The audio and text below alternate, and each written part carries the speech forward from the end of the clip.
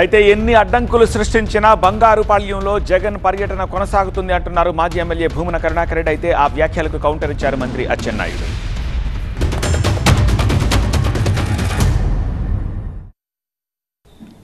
ఎన్ని ఆంక్షలు పెట్టినా జరుగుతుంది. జగన్ గారి కోసమని మేమేమి జన సమీకరణ చేయటం లేదు. జగన్ గారి కోసమని పర్యటన కోసమని జన సమీకరణ చేయాల్సినటువంటి పని అంతకంటే లేదు.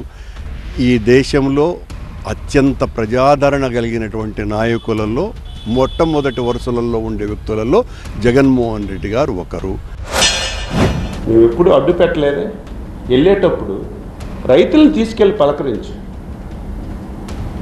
ఈరోజు 5-6 జిల్లాల నుంచి నువ్వు పిలిపించావు. 800 బస్సులంట, 2000 కార్లంట, 7 జిల్లాల నుంచి జనాలంట రైతులకు పలకరించడానికి. అది కూడా చిత్తూరు జిల్లా పూతలపట్టు నియోజకవర్గానికి నువ్వు వెళ్తున్న వ్యక్తివి. ఆ నియోజకవర్గం ఆ జిల్లాలోనో లేకపోతే నీ ప్రజాప్రతినిధులు తీసుకొని వెళ్ళాలి. దీన్ని ఏమంటారు? రైతుల పేరు చెప్పి లా అండ్ ఆర్డర్ క్రియేట్ చేసి ఆంధ్రాలో లా అండ్ ఆర్డర్ లేదు అని నువ్వు ప్రపంచానికి తెలియచేయాలని ఈ నీచమైనటువంటి కార్యక్రమం చేస్తుంటే ఏమనాలి? ప్రజలు తిరగబడాలా లేదా, అర్థం చేసుకోవాలా లేదని అడుగుతున్నాను. ఊరికేనే జగన్మోహన్ రెడ్డి గారి మీద వైఎస్ఆర్ కాంగ్రెస్ పార్టీ మీద దాడి చేస్తే ఉపయోగం లేదు. రేపేదో జగన్మోహన్ రెడ్డి గారిని మేము అడ్డుకుంటాము అనేటువంటి బీరాలు కూడా పలుకుతున్నారట.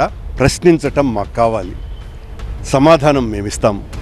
దయచేసి ప్రభుత్వం ఆ ఎమ్మెల్యేలందరినీ కూడా జగన్మోహన్ రెడ్డి దగ్గరికి పంపమని కోరుతున్నాను. 25,000 మంది రైతులకు పలకరించడానికి అవసరమా? ఇది నీ బల ప్రదర్శన? Law and order problem create చేయడానికి అవునా కాదా? నువ్వు చెప్పాలి. ఇది దీన్ని మేము అరికట్టితే ప్రభుత్వం మాకు అడ్డుకట్టేస్తుంది, ప్రజల్లోకి వెళ్తుంది. 5 సంవత్సరాలు ఎప్పుడైనా వెళ్ళావా? ప్రజల ముఖం నీకు తెలుసా? అసలు ఈ ప్రభుత్వం, కేంద్ర ప్రభుత్వం నిలబడి ఉన్నదే చంద్రబాబు గారి భుజస్కంధాల మీద.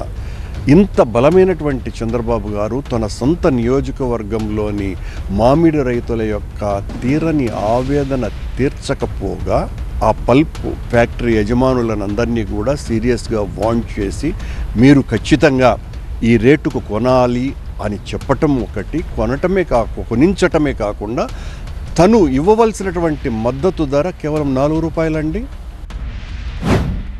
ఓకదంపుడు ఉపన్యాసాలు ఇవ్వడం కాకుండా సాయం చేస్తున్నాం.